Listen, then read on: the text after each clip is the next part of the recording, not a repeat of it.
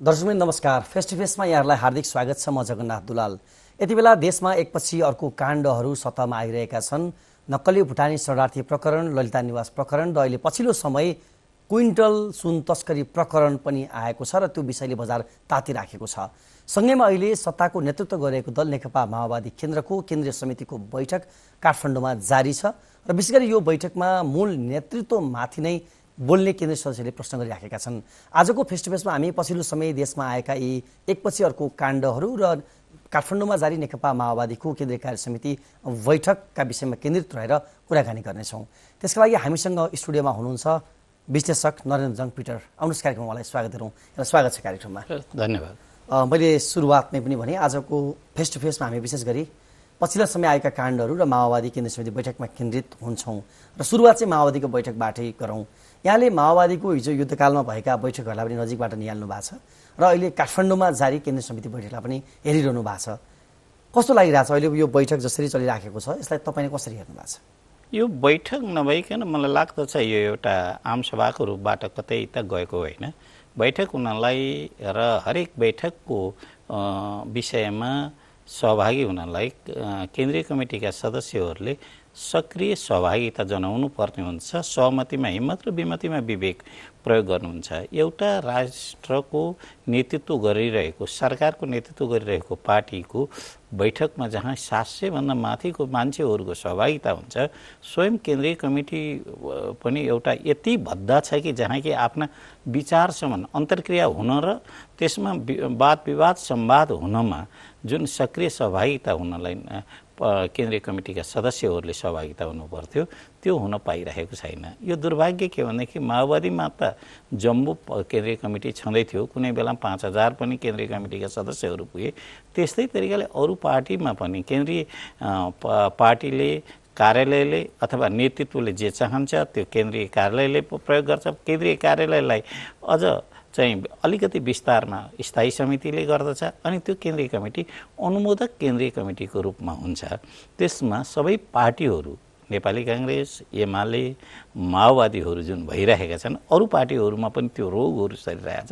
केन्द्रीय कमिटी छ कि त छैन, हो कि त होइन, त्यो नीति निर्माणमा अथवा समीक्षामा र भावी योजना लिएर जानमा मिसन 84 सबै पार्टीहरूका सामनेमा आइसकेका छन्। चुनौती र सम्भावनाहरू आएका छन्। केन्द्रीय कमिटी भएको छ कि छैन भन्ने विषयमा जति अरू पार्टीलाई छ, त्यो सरकार चलाइरहेको पार्टी नेकपा माओवादीलाई पनि यो रहेको छ। पार्टी आफैले कति समीक्षा गर्ने, नेतृत्व आफै कति समीक्षा गर्ने, गुटहरू कति तोडिने र नयाँ किसिमका एउटा भावनाहरू आउने, आएका चुनौतीलाई समाधान गर्ने योजना, नीति र विधि कसरी ढाल्ने, यो एउटा चुनौती रहेको छ। र अहिलेको पनि यो एउटा जम्बो भेटघाट जो थलो भएको छ र त्यहाँ आएका बहसहरूलाई हामीले हेरिरहेछौँ, त्यो चाहिँ एउटा कुण्ठा, आक्रोश र महत्त्वाकांक्षा व्यक्त गर्ने थलो त कतै होइन भन्ने किसिमका प्रश्न आएछन्। अब यहाँले युद्धकालीन पार्टीहरूको विषयमा सुन्छ, जुन पार्टीको 19 जनाको केन्द्रीय कमिटीले जनयुद्धको घोषणा गर्यो, त्यसमा पनि अझ 1 जना पार्टीका सदस्य रहेनन् होइन। त्यस पछाडि दोस्रो रूपमा केन्द्रीय कमिटी चाहिँ बढाइँदै गइयो र त्यसपछि 62-63सम्म आउँदाखेरि एउटा अलग भयो। महत्त्वाकांक्षा यति तरिकाले भयो, केन्द्रीय कमिटी एउटा भिडमा त कतै फेरिएको होइन र स्वयं नेताहरूलाई अथवा मूल नेतृत्वलाई नै आफ्ना केन्द्रीय कमिटीका सदस्य नै थाहा नपाउने किसिमका केन्द्रीय कमिटी बन्दाखेरि एउटा अत्यन्तै चुनौतीका बिचमा माओवादी नेतृत्वलाई अहिले छ।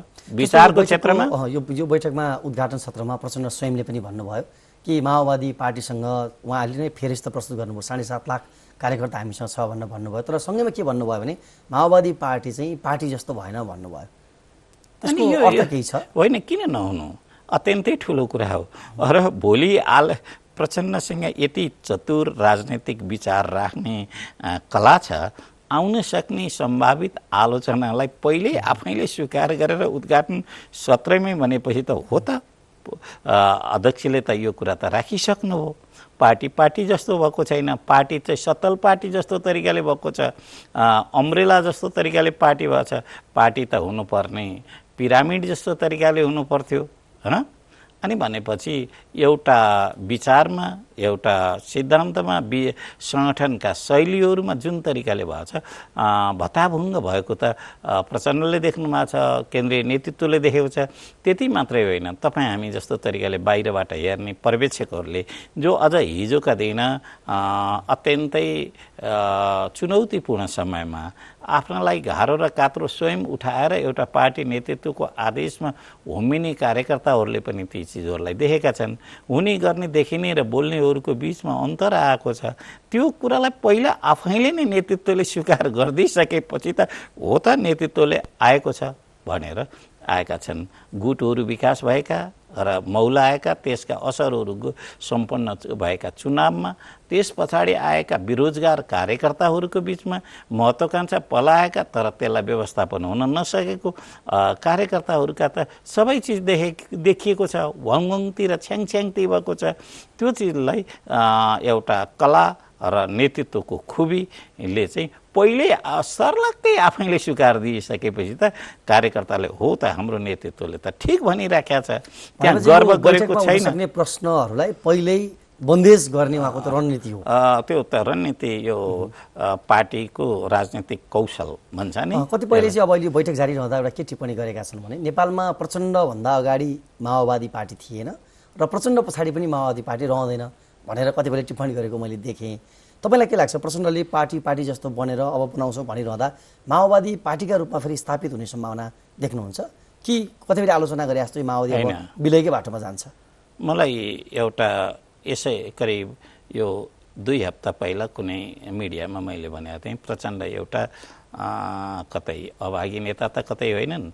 आफ्नो उहाँले पार्टीमा आफ्नो उत्तराधिकारी तयार गर्न सक्नुभयो, न परिवारमा उत्तराधिकारी तयार गर्न सक्नुभयो।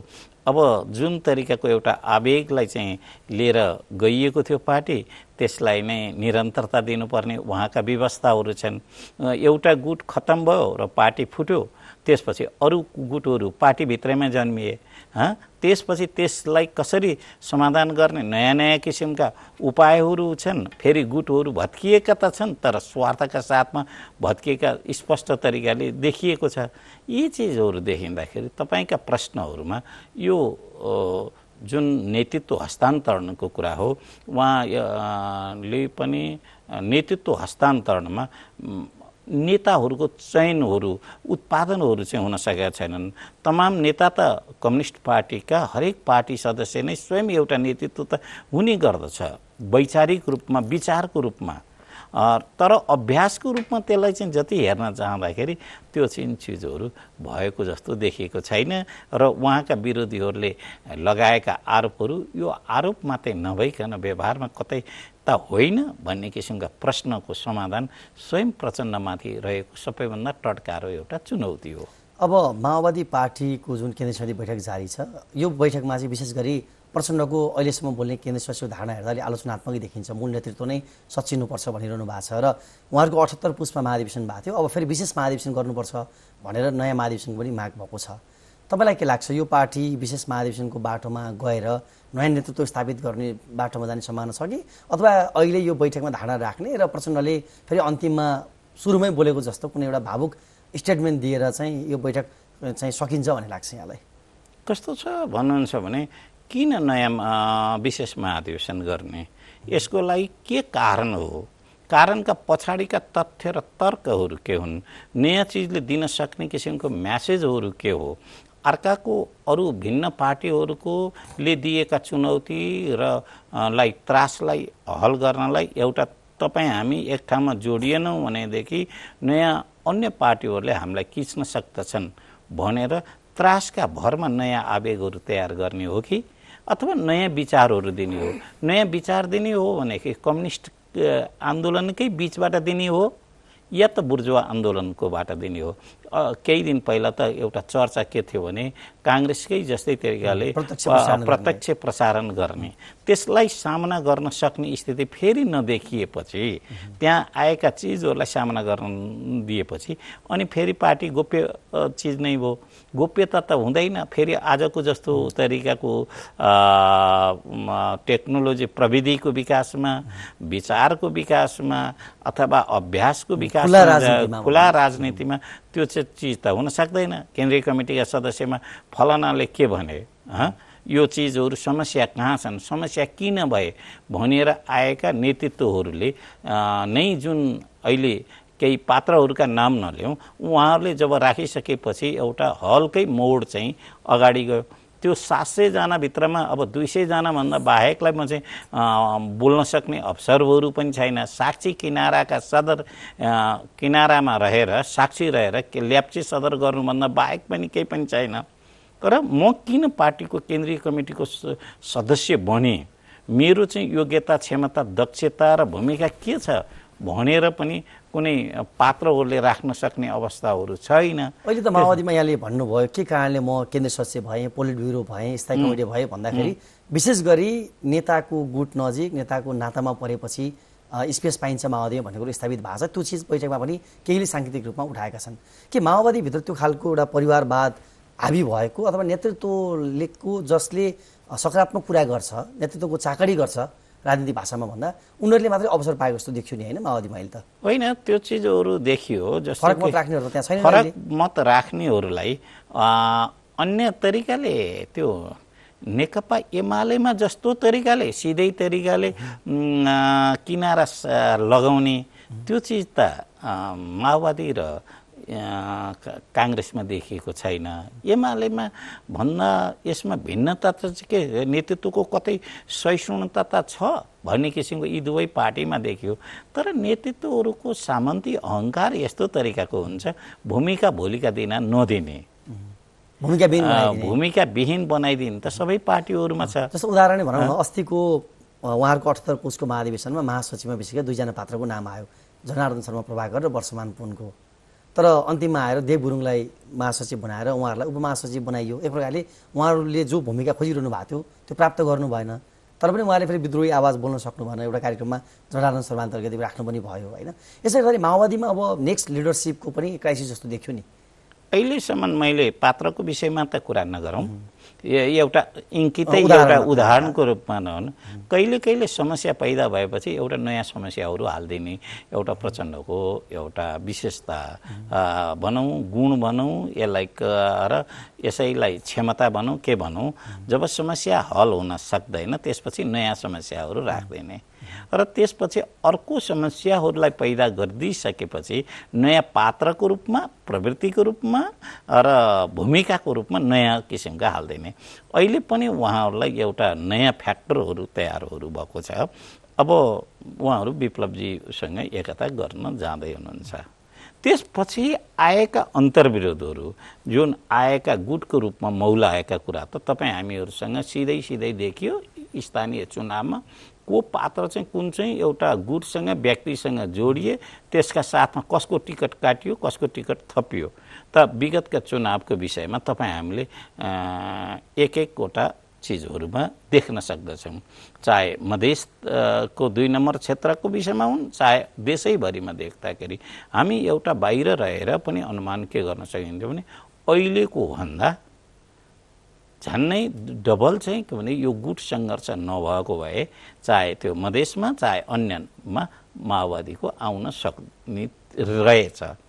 तर यो चिजमा जब विप्लव फ्याक्टर माओवादीमा जब आयो, त्यहाँ गुटहरूका बीचमा सामञ्जस्यता पैदा भए। जुन एउटा सङ्केत यहाँले कुनै एउटा कार्यक्रमको विषयमा नेता, युवा नेता भनेर जसलाई भनिएको छ, 3 जनाको 3 वटा अभिव्यक्ति जुन आएका छन्, त्यसलाई अहिले जुन एक सामञ्जस्यता एक गुटको रूपमा जब देखियो नि, त्यो चिज भनेको के हो भन्नुहुन्छ भने समस्या आइसकेपछि शत्रुको शत्रु मित्र हुन्छ, अथवा विरोधी र अन्तर्विरोध रहेका चिजहरूमा पनि ती अन्तर्विरोधलाई हल हुन्छन् र त्यसका नयाँ चिजहरू हुन्छन्। भन्ने कुरा अहिले चाहे तपाईँको माओवादीको अहिले चलिरहेको केन्द्रीय कमिटीको बैठकका आएका बहसहरू हुन् या त बाहिर आएका मिडियामा आएका बहसहरू हुन्, यसले नयाँ चिजहरू देखाइरहेका छन्। यो अहिलेको जुन अहिले नयाँ बहसहरू यहाँले भन्नुभएको त्यसैको एउटा अंश हो। अब प्रचण्डले अस्ति पनि सङ्केत गर्नुभएको छ, हामी विचार मिल्नेसँग पार्टी एकताको कुरा पनि गर्नुभएको छ। त्यो प्रष्ट रूपमा अहिले बुझ्ने सङ्केत भनेको विप्लवलाई नै ल्याउने कुरा बुझिन्छ। विप्लव पनि उहाँसँग सकारात्मक देखिनुहुन्छ। के देख्नुहुन्छ विप्लव फेरि माओवादीमा आएर अहिले अनुमान गरिएको त उहाँ महासचिव पनि बनाइनुहुन्छ भन्ने एक प्रकारको अनुमान गरिएको छ। यसरी हेर्दाखेरि विप्लव माओवादीमा फर्कने अनि उहाँले प्रचण्डले त्यो खालको स्पेस दिने सम्भावना देखिन्छ? किनभने उहाँले त पहिला पनि अब मोहन वैद्य र बाबुरामको बिचमा अन्तर्विरोधमा खेलिरहनु भएको थियो। अहिले पार्टीभित्र जो उहाँसँगले फरक मत झिनो रूपमा भने राखिरहेका छन् त्यसलाई तोलाउनुको लागि विप्लव कार्ड प्रचण्डको अन्तिम अस्त्र बन्न सक्छ? विप्लवजी माओवादीमा आउनु पार्टी एकता नभइकन भाइ मिलन हो, अर्को भाइ मिलन हो। मैले त के भनेदेखि हिजोका दिनका अवस्थामा रहेका जुन विप्लव र जुन अब यादवजी उपेन्द्र यादवजी आउनु भनेको प्रचण्डसँग चाहिँ पार्टी एकता अथवा कार्यगत एकता गर्नु भनेको त्यो भाइ मिलन मात्रै हो। त्यो पार्टी एकता भनेर मैले भन्नु हिजोका कुनै कालखण्डमा एउटा विषयका कारणले गर्दाखेरि छुटिएका फरक चिज हो। र उहाँलाई ल्याउनको लागि जति जोडबल माओवादी भित्रमा छ त्यति नै विप्लवलाई नल्याउनको लागि रोक्नको लागि पनि त्यति नै अभ्यासहरू भएको देखिन्छ दोस्रा या तेस्रा तहका नेतृत्वहरूका बीचमा। तर अहिले सम्भवतः प्रचण्डको मस्तिष्कमा के छ भने जुन भइरहेको माओवादीको भइरहेको र नैतिक बल चाहिँ अगाडि बढाउनलाई र इच्छा शक्ति अगाडि ल्याउनलाई युवाहरूमा अझ पनि किसिमको एउटा उत्साह भर्नको लागि विप्लव फ्याक्टर एउटा हुन सक्दछ भनेर यो एउटा कार्ड आफ्नै भित्रमा रहेका अन्तर्विरोधलाई हल गर्नलाई युवाहरूमा रहेका आत्मबल र जोसहरू ल्याउनको लागि र अरू पनि कसैले पनि अहिलेसम्म राजकीय भूमिका कुनै पनि नपाएका र नदिएको विप्लवमा दागता नभएको हुँदाखेरि विप्लव फ्याक्टर एउटा ठुलो चिज हुन सक्दछ भनेर एउटा पानको एक्काको रूपमा विप्लवलाई ल्याउन खोजिएको प्रचण्डले हुन सक्छ। तपाईँले नजिकबाट प्रचण्डलाई पनि चिन्नु भएको छ, विप्लवलाई पनि चिन्नु भएको छ, जनार्दन वर्षमान सबैले नजिकबाट चिन्नुहुन्छ। विशेष गरी राजकीय भूमिकामा गएको कारणले वर्षमान पुन जनार्दनहरू काहीँ न काहीँ एक प्रकारले उहाँहरू निष्कलङ्कित हुनुहुन्न, काहीँ न काहीँ प्रश्न उहाँहरूमाथि उठेको छ एवं प्रचण्डैमाथि पनि धेरै प्रश्नहरू छन्। तर यहाँले भने जस्तो विप्लवमाथि त्यो प्रकारको प्रश्नहरू छैनन्।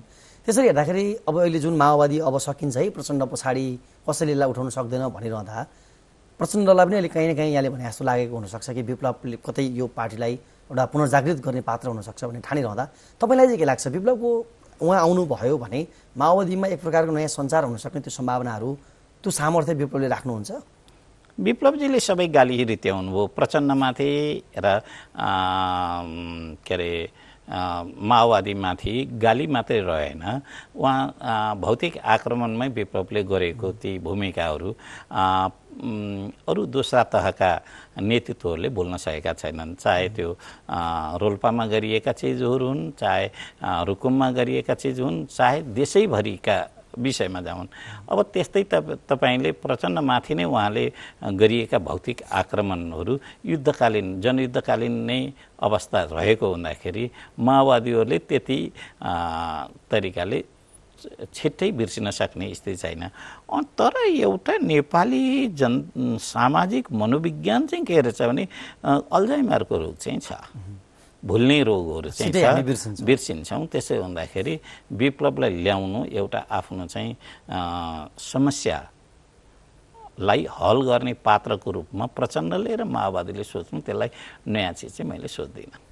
तपाईँलाई अब के लाग्छ अहिले जसरी माओवादी आफैले पनि सङ्गठन संरचना हाम्रो चाहिँ राम्रो भएन, हामी कमजोर भयौँ भनिरहँदा माओवादी अहिलेको यो अवस्थामा जसरी ऊ शान्ति प्रक्रियामा भन्दा अगाडि 10 वर्ष उसले एक प्रकारले मुलुकको झन्डै 2/3 भूभाग कब्जा गरेर बसेको परिस्थिति थियो, एक प्रकारले आफ्नो अलग सत्ता नै चलाएको थियो, बिचमा शान्ति प्रक्रियामा आउँदा पनि पहिलो पार्टीको रूपमा स्थापित भयो, 3 पटक त प्रधानमन्त्री बनिसक्नुभयो प्रचण्ड। यो बिचमा माओवादी ठ्याक्कै चुकेको ठाउँहरू चाहिँ कहाँ भन्ने लाग्छ यहाँलाई? विचारको विकास गर्न नसक्नु, शान्ति प्रक्रियामा आइसकेपछि ऊ आफै कम्युनिस्ट पार्टी हो कि बुर्जुवा पार्टी हो कि संसदीय पार्टी हो कि के कुन पार्टी हो त? ट्रेडमार्कै रूपमा मात्रै कम्युनिस्ट पार्टी हो कि अथवा विचार सिद्धान्तका रूपमा हो भनेदेखि अगाडि गएका चिजमा कुन तरिकाले विचारको विषयमा हल गर्ने, त्यो विषयमा विकास गर्न सकेन। त्यसैको परिणाम किरणजी र बाबुरामजी सँगै प्रचण्डजीसँग पनि सँगै रहन सक्नु भएन, स्वयं उहाँहरूले पनि नयाँ समस्यालाई समाधान गर्न सक्ने विचारको विकास गर्न सक्नु भएन। जब विचारको विकास गर्न सकेन भने सङ्गठनको सङ्गठनात्मक चरित्रको पनि विकास हुन सक्दैन थियो। गएर बाबुरामजी हुँदै गएर एक व्यक्तिमा गएर सीमित हुनु हो भनेदेखि किरणजीको समस्या भने शास्त्रीय कम्युनिस्टमा त उहाँ विकास हुन सक्नुभयो, तर पनि त्यसले चाहिँ सामाजिक अपिल गर्न सक्ने उहाँको पनि सङ्गठनात्मक विकास हुन सकेन, खुम्चिएको क्रममा। त्यो सङ्गठनात्मक विकास गर्नको लागि पार्टीको विचार नै पहिलो कुरा आवश्यकता हुन्थ्यो। सिद्धान्त, राजनैतिक र सामाजिक सांस्कृतिक चरित्रको विकास गर्नु पर्थ्यो। त्यो विषयमा ध्यानै दिन सकिएन। सिंहदरबारलाई ध्यान दिन चाहँदाखेरि सङ्गठनमा ध्यान दिन कुनै पनि पार्टीले सकेन। त्यसमा सबैभन्दा ठुलो आज माओवादी भनिसकेपछि पनि अरू कसैलाई नगइकन प्रचण्डजीलाई नै जान्छन्। उहाँहरूले राजनीतिमा, विचारमा, सिद्धान्तमा, आदर्शमा, संस्कृतिमा, सङ्गठनात्मक चरित्रहरूमा र लिएर गएर समग्रमा जाँदाखेरि समाजमा विश्वास राख्न सक्ने, नैतिक पुँजी र नैतिक अपिल गर्न सक्ने विकासहरू गर्न सक्नु भएन। त्यसैको चिजमा जाँदाखेरि सङ्गठन त कस्तो हो भनेदेखि एउटा पिरामिड हुनु पर्थ्यो, त्यो छाताको रूपमा जस्तो तरिकाले खुम्चिएको जस्तो तरिकाको हो। अहिले त्यही चुनौतीका बिचमा समग्र पार्टीहरू नै परिरहेका छन्। त्यसमा एमाले पनि परिरहेका छ, जो काङ्ग्रेस पनि परिरहेको छ। त्यो सबैले पनि के हो, त्यसमा माओवादी त सबैभन्दा ज्यादा अझ पढाएको छ। त्यो विचारको क्षेत्रमा, सिद्धान्तको क्षेत्रमा, सङ्गठनको विचारको क्षेत्रमा यो चाहिँ विकास गर्न नसक्नु, यो अहिले माओवादीमा सबैभन्दा ठुलो चुनौती हो। त्यो अहिले एउटा कोठामा गर्न सक्ने किसिमको मिटिङलाई अहिले प्रज्ञा भवनमा लिएर जान सक्ने, जहाँ कि मान्छे 700 जना, मैले त आज चाहिँ के नाम राखेका थिएँ भन्नुहुन्छ भने जब 5000 केन्द्रीय सदस्य बन्न सक्ने अवस्था भएपछि हजारीमलोहरूको एउटा चाहिँ ठुलो जमघट भनेर भनेका थिएँ। त्यसलाई नै अहिले लिएर गएर भोलिका दिन चाहिँ 179मा झार्ने भन्ने किसिमका उहाँहरूको योजना छ। योजना त भनेपछि नेताहरूको लहडमा रहेको देखिएको छ सबै पार्टीहरूमा। त्यसको सबैभन्दा पराकाष्ठा चाहिँ माओवादीमा देखिएको छ। अब कुनै पनि राजनीतिक दल किन रहने भन्ने कुराको औचित्य सायद उसले पुष्टि गर्नुपर्छ। यो देशमा आजको बिन्दुमा उभिएर हेर्दाखेरि यो देशमा नेकपा माओवादी केन्द्र भन्ने पार्टी रहनुपर्ने कुनै कारण छ? किनभने वामपन्थी लिगेसीको नेतृत्व एक प्रकारले एमाले गरिरहेका छ, डेमोक्रेट विङ्सको नेतृत्वमा नेपाली काङ्ग्रेस छ, दक्षिणपन्थीहरू एक ढङ्गले आइरहेका छन्, पपुलिस्टहरू एक ढङ्गले आइरहेका छन्। एउटा अलग पहिचान, कुनै एउटा आइडेन्टिटी, यो फरक, यो कारणले चाहिँ माओवादी चाहिन्छ भन्ने त्यस्तो कुनै आधार अझै बाँकी छ माओवादीभित्र? के फरक पर्दैन यो नरहे पनि? अब गजब किसिमको प्रश्न गर्नुभयो। वामपन्थी र डेमोक्रेटहरूकै प्रसङ्ग राख्दाखेरि पनि साँच्चै नै डेमोक्रेटको प्रतिनिधित्व काङ्ग्रेसले गर्न सक्छ कि सक्दैन त? त्यो अलग प्रश्न छ, त्यो अलग बहसको विषय छ। वामपन्थीको नेतृत्व एमाले गर्न सक्छ कि सक्दैन? रियल वामपन्थी हो कि होइन त? चाहे तपाईँको सांस्कृतिक रूपमा, धार्मिक रूपमा, सामाजिक रूपमा र अर्थतन्त्रकै विषयमा सबैभन्दा ठुलो कुरा कुनै पनि राजनैतिक पार्टीलाई मूल्याङ्कन गर्ने उसको अर्थनीति के हो र सामाजिक र सांस्कृतिक नीति के हो भनेर हेर्न सकिन्छ। त्यसबाट हामीले हेऱ्यौँ भनेदेखि सबै पार्टीहरू एउटै ढर्रामा देखिन्छन्। पार्टीको साइनबोर्ड छोड्ने बित्तिकै त्यो पार्टी चाहिँ एउटा क्लिप्टोक्रेसीको एउटा ढर्रामा पुगेको छन्। के क्लिप्टोक्रेसी भनेपछि भ्रष्टतन्त्रको सिन्डिकेट नै अहिले तपाईँ हामीले सबै किसिमका नेपाली राजनीतिमा चलेका चिजहरूमा देख्न सक्दछौँ। भनेदेखि अब कसले नेतृत्व गर्ने त?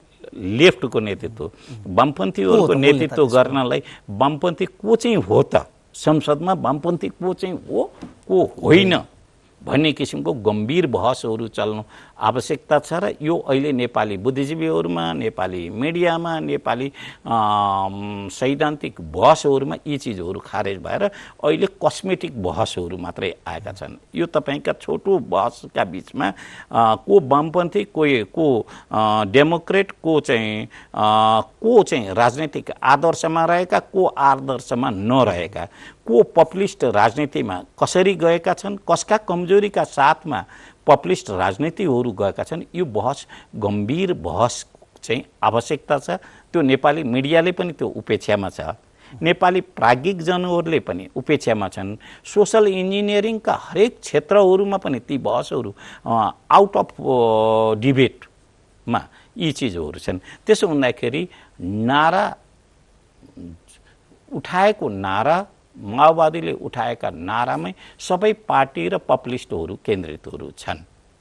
तर नारा पनि त्यति नै चञ्चल हुन्छ जति नै सम्पत्ति धन चञ्चल हुन्छ, शक्ति चञ्चल हुन्छ, रूप चञ्चल हुन्छ, त्यस्तै तरिकाले नारा पनि चञ्चल हुन्छन्। त्यो नाराको नेतृत्व यदि पार्टीले गर्न सकेन भनेदेखि ती नारा अर्काले हत्याउँदा रहेछन् भनेर हामीले देखिसक्यौँ। चाहे तपाईँको सङ्घीयताको विषयमा हामी जाउँ, चाहे समानुपातिकको विषयमा जाउँ, धर्मनिरपेक्षताको विषयमा जाउँ, र हामीले राज्य सत्ताका चरित्रहरूको विषयमा जुन पार्टीले अरू पार्टीले के ल्याएका छन् र माओवादी कहाँ छ त भन्ने विषयमा नारा छोड्दाखेरि, आफ्नो हतियार छोड्दाखेरि जो सेनाको जुन हैसियत हुन्छ, नारालाई नेतृत्व गर्न नसक्दाखेरिको जुन हैसियत हुन्छ, त्यो माओवादीको अहिलेको विषयमा छ। त्यसो हुँदाखेरि सान्दर्भिकता सकिएको होइन। सान्दर्भिकतालाई अहिले पनि लिएर जान सक्ने नैतिक पुँजी छ कि छैन माओवादीसँग? तपाईँलाई के लाग्छ?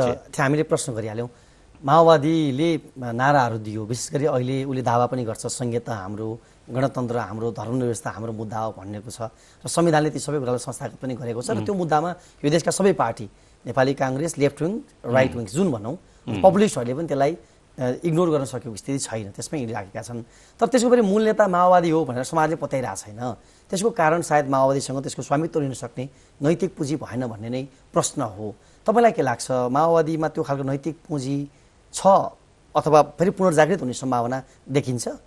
यदि त्यो गर्न सकेन भनेदेखि आत्महत्याको बाटो गरेर सुसाइड नोट लेखेदेखि हुन्छ माओवादीले। जुन चिज तपाईँले सम्पत्ति जो चिज हो जसले कि तपाईँको परिचय स्थापना गरेको हुन्छ, त्यो परिचयलाई नै तपाईँले स्वामित्व लिन सक्नुहुन्न भनेदेखि त राजनैतिक आत्महत्या गरेको हुन्छ। र यदि त्यसलाई अहिलेका बेलामा पनि फेरिनको लागि यदि फेरिन तयार भएन, रूपान्तरण भन्ने ठुलो एउटा चर्चा माओवादीमा चल्छ। र अर्को पनि एउटा शब्द चल्छ माओवादीभित्रमा, त्यो क्रमभङ्गता भन्ने हुन्छ। फेरि अर्को क्रमभङ्गता गर्न तयार भएन, रूपान्तरण हुन सकेन, आफ्नै नारालाई स्वामित्व लिएर नयाँ भूमिकामा उत्रिन्छु भन्ने तरिकाले ऊ तयार भएन भने आत्महत्याको सुसाइड नोट हुन्छ नि, जसले कि मृत्यु पूर्व एउटा लेखिएको एउटा सुसाइड नोट हुन्छ, त्यही नोट लेखिदिएदेखि माओवादीले हुन्छ। माओवादीलाई अहिले हामीले हेर्दाखेरि 10 वर्ष लडेको, तल समाजको पीडमा रहेको वर्गलाई माथि उठाएको, आवाज नभएको समुदायलाई आवाज दिएको शक्तिको रूपमा उसको इतिहास, उसको हिंसाको इतिहासलाई मान्छेले प्रश्न गरे पनि सामाजिक मुद्दाहरूलाई जसरी उधिन्यो उसले, त्यो चिजलाई समाजले नै स्वीकारेको पनि देखिन्छ। त्यसरी हेर्दाखेरि एउटा इतिहास भएको तर वर्तमान ढुलमुले भएको र भविष्य नभएको पार्टी हो भनेर भन्यो भने रङ हुन्छ कि राइट हुन्छ आजको बिन्दुमा हेरेर भन्दा? हेर्नुहोस्, कहिले आफैले उठाएका नाराहरूको आफै भक्षकको पनि बन्दा रहेछन्। र जुन सबाल्टनको नारा जुन तरिकाले केन्द्रीय राजनीतिको बहस र भूमिकामा लिएर गयो, र कहिले माओवादी स्वयं आफै अभिजात वर्गमा त फेरिएको त कतै होइन, आफूले उठाएका नाराहरूको विरोधी आफै त भएको होइन भन्ने किसिमको प्रश्नको जवाब माओवादीहरूले दिनुपर्ने हुन्छ। र त्यसले गर्दाखेरि विगत इतिहास, जसले तपाईँले सुन्दर कुरा राख्नुभयो, इतिहास सुन्दर रहेको, वर्तमान ढुलमुल रहेको र भविष्य केही नरहेको, जसले इतिहासलाई एउटा जो इतिहासलाई जसले पेस्तो ल्याउँछ, एउटा दागिस्तान भन्ने एउटा मेरा दागिस्तान भन्ने एउटा पुस्तकमा एउटा उपन्यासकारले लेखेका छन्, जसले आफ्नो विगतलाई गोली हान्दछ त्यसको भविष्य तोपले उडाइन्छ। त्यस तपाईले भनेकै जस्तै तरिकाले भविष्य एउटा केही पनि रहँदैन। त्यसो हुँदाखेरि इतिहासको हकवाला त्यो मात्रै हुन सक्छ जसले कि इतिहासलाई अहिले पनि चरितार्थ गर्न आफ्नो सांस्कृतिक चरित्र सामाजिक चरित्रहरूलाई राख्न सक्दछ। अहिले आजैका दिनसम्म भन्दाखेरि पनि कम्युनिस्टको त कुरै छोडिदिनुहोस्, इतिहासको हकवालाको त कुरै छोडिदिनुहोस्, बुर्जुवा चरित्रबाट पनि आफूले चाहिँ अत्यन्तै टाढा रहेको माओवादीहरू तपाईँले पाउनुहुन्छ। त्यसो हुँदाखेरि भविष्य तपाईँले भनेकै पनि सही हुन सक्छ, जबकि उसले आफ्नो नारालाई वर्तमानमा फेरि करेक्सन गरेर मेरो यो चिज हो भनेर लिएर जान सक्ने रूपबाट फेरिएन, फेरि अर्को क्रमभङ्ग गरेन भनेदेखि समस्या प्रचण्डको मात्रै होइन माओवादी समग्रको पनि नयाँ चुनौतीका साथमा हुन्छ र उसको भविष्यहरू देखिँदैन। माओवादी पछि अब हामी यो अहिले पछिल्लो समय आएका काण्डहरूमा प्रवेश गरौँ। हामी अन्तिममा पनि छौँ। विशेष गरी सुरुमा एउटा डरलाग्दो प्रकरण आयो, बालुवाटारकै जग्गा बेचेर खाएको, नेताहरूकै परिवारको सदस्यहरूको नाममा पास भएको, फिर्ता गरेपछि मुद्दा नचलेको एउटा नौटङ्गी जस्तो पनि देख्छु त्यति बेला। त्यसपछि फेरि लगत्तै अर्को एउटा प्रकरण आयो, नक्कली भुटानी शरणार्थी प्रकरण आयो। अहिले फेरि क्विन्टलका क्विन्टल सुन तस्करीको कुराहरू आइरहेका छ। यो एकपछि अर्को काण्डहरू एक्सपोज हुनु पछाडिको कारणहरू के देख्नुहुन्छ? एउटा काण्डलाई छोप्न अर्को काण्ड आएको हो कि होइन साँच्चै अब कुनै पनि काण्डलाई छोड्नुहुन्न, ती दोषीहरूलाई कठघरामा ल्याउनुपर्छ भन्ने आशयको साथ नै भइरहेछ भन्ने लाग्छ यहाँलाई? तीनैवटा घटनालाई एकैचोटि एकै डालोमा राखेर हेर्दाखेरि देश चाहिँ भ्रष्टतन्त्रमा गएको हो भन्ने किसिमका जुन क्लेप्टोक्रेसी भन्ने किसिमका आरोपहरू थिए त्यो चाहिँ एउटा प्रमाणित हुन्छ। यो केसहरू राजनीतिक र प्रशासनिक मिलोमितो सिन्डिकेट बेगर यो चिज हुन सक्दैन थियो। यी केसहरूले यी तीनटै केसलाई एकै ठाउँमा लिएर जाँदाखेरि नेपाल एउटा भ्रष्टतन्त्रको घेराभित्रमा छन् र सबै राजनैतिक पार्टीहरू यसका दोषीहरू छन् भन्ने किसिमको देखिन्छ। र पछाडिका दिनमा जब केसहरू खुल्न थाले, केसले सिँढी चढ्न थाल्यो र अपराधीहरूका विषयमा क्वेसनहरू हुन थाले। क्वेसन हुन थाल्दाखेरि राष्ट्र एउटा नागरिकलाई शरणार्थी बनाएर बेच्ने र अन्तर्राष्ट्रिय रूपमा पनि आतंकवादको कतै केन्द्रता होइन के भने कि सुन र लागु पदार्थ चाहिँ अन्तर्राष्ट्रिय रूपमा अन्तर्राष्ट्रिय टेररिस्टहरूको एउटा कारोबारको एउटा केन्द्रहरू हुन्छ। त्यो चिज त कतै होइन। हाम्रो जस्तो भूसंवेदनशील देशमा, चीन र भारतको बीचमा रहेको अत्यन्तै भूसंवेदनशील देशमा रहेको चिजले यहाँका चिजहरू जो भुटानीहरू मात्रै होइनन्, यहाँ तिब्बतीयनहरू र दुईटै देशका सरोकारसँग संवेदनशील विषयमा सरोकारसँग जोडिने केसहरू यता जोडिनु र राजनैतिक नेतृत्वहरू यसका लागि अगाडि जानु र त्यसमा पनि केही नेताहरूलाई यसलाई यो केससँग चाहिँ उम्क्याउन प्रयत्न गर्नु। हिजोका दिनका जो मानिसहरूले जो कारोबारमा जो निर्णयमा महत्त्वपूर्ण भूमिका खेल्दथे, जसलाई पोलेर पनि ती व्यक्तिहरू ती चिजहरू छुट्न चाहनु र यसलाई अझ अगाडि बढाएर चाहिँ यो केसलाई निर्णयमा लिएर जान चाहनु पर्छ भनेर दबाब दिनुको बदलामा प्रतिपक्षले चाहिँ अझ सदनलाई अवरुद्ध गर्न खोज्नु र यी तीनटै चिजहरूमा आयोगहरूका माग गरिनु। आयोगहरूले तपाईँले रायमाझी आयोगदेखि मल्लिक आयोगसम्म पनि तर जति जति आयोगहरू बनेका छन् कुनै पनि आयोगले अहिलेसम्म विषयलाई घर्काउनलाई मात्रै चाहिँ यी केसहरू आयोगहरूको माग गरिन्छ र आयोगहरू बन्छन्। आयोगहरूले यसलाई त उ गर्छ। तपाईँको लाल आयोगकै विषयमा पनि सरकारका बीचमा आएको छैन, रायमाझी र मल्लिक आयोगकै विषयमा पनि आएको छैन। हामीले कुनै आयोग यस्तो देखेका छौँ जुन आयोगले किटान गरेर दोषी करार गरेका मान्छेहरूलाई कठघरामा हामीले उभ्याउ सकेका छौँ। यो विषयलाई अन्त घर्काउने चिजहरू देखिन्छ। अनि अर्को कुरा म यसैमा बीचमा जाउँ, कतै यसमा केही व्यक्तिहरूलाई उम्क्याइएको छ, पावरफुल व्यक्तिहरूलाई उम्क्याइएको छ। यसमा कतै काङ्ग्रेस र एमालेको बीचमा कतै त जोडघोड त छैन। यहाँ चाहिँ औँल्याएका व्यक्तिहरू पनि छन्। अब यसमा मलाई लाग्छ माओवादीकै पनि विषय कहाँ देखिन्छ भने केही त प्रसङ्ग आएका छन् र केन्द्रीय कमिटीमै पनि अध्यक्षले र गृहमन्त्रीले उपाध्यक्षले पनि हाम्रै पनि मानिसहरू रहेका छन् भने पनि हामी तिनीहरूलाई ल्याउँछौँ भनेर त वक्तव्य त दिएका छन्। संयोग कस्तो पर्यो भनेदेखि तलको मान्छेलाई समातेर उम्क्यौँला भनेर लागि थियो, त्यो त भर्याङ चढ्दै गयो क्या। एकले अर्कालाई पोल्दै गयो, अर्काले अर्कालाई पोल्दै गयो र मलाई लाग्छ केही आतंकित भइरहेछ केही शक्तिहरू, कहीँ चाहिँ मैलाई नै चाहिँ तोकिँदैन त छैन भनेर केसलाई विषयान्तर गर्नलाई नदिनको लागि नयाँ नयाँ चिजहरू आउँछ। र दुःखको कुरा के छ भने कार्यकर्ताहरू चाहिँ कस्तो हो भने यो हामीहरूमा नागरिक भन्दा नि भिड बन्न सक्ने हामीले केही आशा गरेका थियौँ। नयाँ चिजहरू, नयाँ शक्तिहरू, जुन पपुलरिस्ट शक्तिहरूले अझ दबाब दिएला, लाई चाहिँ सार्वजनिक आन्दोलनको रूपमा उठाउला। सुन केसमा पनि यो तपाईको त्यो के अरे ललिता निवास केसमा, भुटानी शरणार्थी केसमा पनि सबै नागरिकहरूले त एउटा आन्दोलनको रूपमा उठाउलान् भनेपछि त्यो चिज हामी निराशामा देख्यौँ। किनकि यसलाई आन्दोलन बनाइएन र नागरिकलाई एउटा भिडमा फेर्ने प्रयत्न गरियो र कार्यकर्ताहरूलाई चाहिँ कस्तो छ भने भ्रष्टाचारको रक्षक र अङ्गरक्षकहरू बनाउन सक्ने स्थितिहरू भयो। मिडियाहरूमाथि यस्तो तरिकाले जिम्मेवार नेताहरूले हुँदै नभएका कल्पनाका साथमा आक्रमणहरू गर्न थाले। त्यस बेला पनि हामीहरू कस्तो चिजहरू भन्यो भने नागरिकहरू भिडमा फेरिने र कार्यकर्ताहरू लठैतमा फेरिने अवस्था जुन आयो। नेतृत्व मात्रै होइन कि नेपाली समाज पनि पहिला भ्रष्टाचार विरुद्ध सुन्ने सहनशीलता भन्थ्यो, अहिले भ्रष्टाचार प्रति सुन्ने सहनशीलता जस्तो देखियो होइन।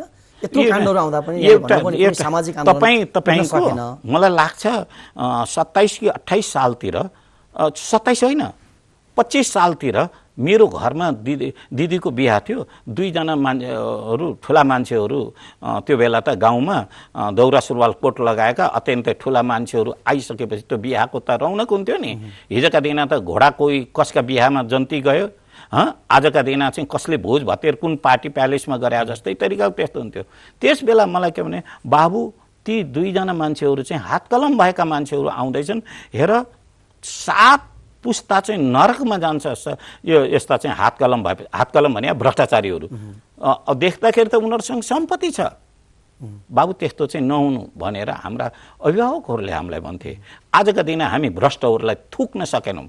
हामीहरू समाजमा सबैभन्दा ठुलो इज्जत उनीहरूको चिज हो। न्यारेटिभ नै चेन्ज भइराखेको छ नि त। समाजलाई नै भ्रष्टहरूलाई चाहिँ किनकि आदर गर्ने एउटा न्यारेटिभको रूपमा गयो।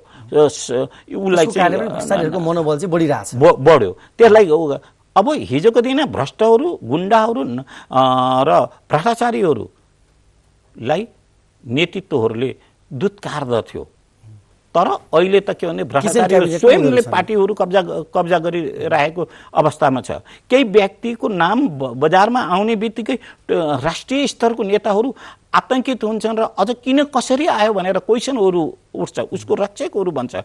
न्यारेटिभहरू, सौन्दर्यताको न्यारेटिभहरू नै फेरिराखिएको अवस्थामा हाम्रो समाज एउटा अत्यन्तै दुर्घटनाको बेलामा गइरहेको छ। त्यो दुर्घटनालाई बचाउनको लागि फेरि नयाँ किसिमको आन्दोलनको आवश्यकताहरू छ, नयाँ किसिमका सोचहरूको आवश्यकता छ। त्यस्तै तरिकाले मिडियाहरू, युनिभर्सिटीका प्राध्यापकहरू, बुद्धिजीवीहरू, साहित्यकारहरूले नयाँ किसिमको न्यारेटिभ तयार गर्नको लागि समाज यस्तो तरिकाले गइरहेको छ भने चिन्तित हुने बेलाको चाहिँ अहिले आएको छ। त्यसैको पेरिफेरीमा राजनैतिक दलहरूका मिटिङहरू, केन्द्रीय कमिटीका मिटिङहरूदेखि लिएर सबै चिजहरूलाई हामीले देख्न सक्ने अवस्था छ। हस्, अब धेरै विषयहरू थियो यहाँसँग सुन्नु पर्यो। आज यो निर्धारित समय सकिएका कारणले गर्दा यो समय समाजका लागि यहाँलाई धेरै धेरै धन्यवाद। हस्, धन्यवाद।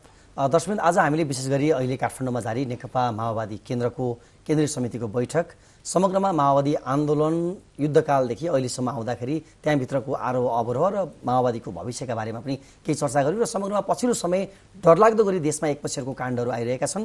तर ती काण्डहरू एकपछि अर्को काण्ड ल्याएर एउटा काण्डलाई छोप्ने ढङ्गबाट अगाडि बढिराखेको एउटा त्रासदीपूर्ण चित्रका बारेमा पनि हामीले चर्चा गऱ्यौँ। आजको लागि फेस टु फेसको समय सकिएको छ। आजका मेरा अतिथि विश्लेषक नरेन्द्र जङ पिटर सहित मलाई पनि बिदा दिनुहोस्। नमस्ते।